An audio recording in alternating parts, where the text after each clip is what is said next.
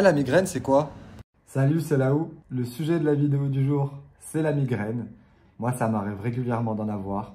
Comme je travaille en 12 heures, j'ai des journées assez longues, épuisantes, donc je m'hydrate souvent pas assez. Je pense que ces maux de tête sont souvent dus à ça. Si toi, ça t'arrive d'avoir des maux de tête, n'hésite pas à le dire dans les commentaires. C'est parti, on commence. La migraine, c'est quoi? La migraine, c'est un type de céphalée chronique. Céphalée, c'est des maux de tête caractérisés par des douleurs intenses et pulsatiles. Pulsatif, c'est-à-dire que ça a pulsé. Souvent accompagné de nausées, de vomissements, de sensibilité à la lumière et au bruit.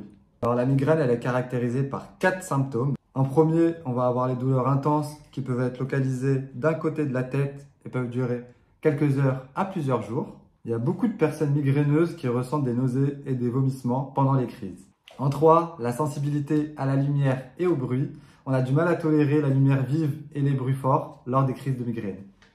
4. L'aura. Certaines personnes présentent des symptômes visuels ou sensoriels avant ou pendant la crise de migraine. La migraine est l'un des troubles neurologiques les plus fréquents en France. Ça touche entre 12 à 15% de la population française, ce qui équivaut à des millions de personnes.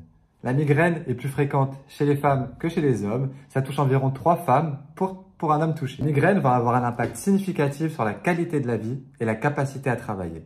Elle peut entraîner des absences au travail, des perturbations de la vie quotidienne, mais aussi des coûts de soins de santé importants. En France, les déclencheurs de la migraine varient.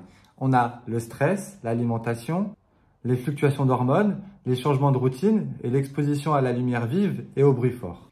Les causes de la migraine ne sont pas exactement comprises. Il y a des facteurs génétiques et des facteurs environnementaux comme on vient de le voir. Avant de prendre des médicaments, il faut agir sur les déclencheurs. Donc, sur la gestion du stress à l'aide de la relaxation ou de la méditation. Sinon, une bonne hydratation et une bonne qualité de sommeil peuvent prévenir les migraines. Et en dernier recours, les médicaments. Donc, on a les analgésiques, les triptans et les médicaments préventifs pour réduire l'apparition et la fréquence des migraines.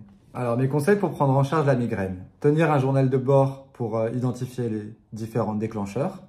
Alors, gestion des déclencheurs, justement. Donc, si c'est le stress, on va jouer sur le stress. Si c'est l'exposition à la lumière ou au bruit, on va jouer sur cette exposition-ci. Et si c'est l'hydratation ou le sommeil, on va avoir une bonne hydratation et un bon sommeil. Cependant, si ça perdure, on peut prendre des médicaments ou voir un professionnel de santé. Voilà, c'était mon tuto sur la migraine. N'hésite pas à commenter si toi, ça t'arrive d'avoir des migraines régulièrement. Je te dis à bientôt pour d'autres vidéos sur le domaine infirmier. C'était Laou pour Itinéraire d'un infirmier. Ciao. Cette migraineuse.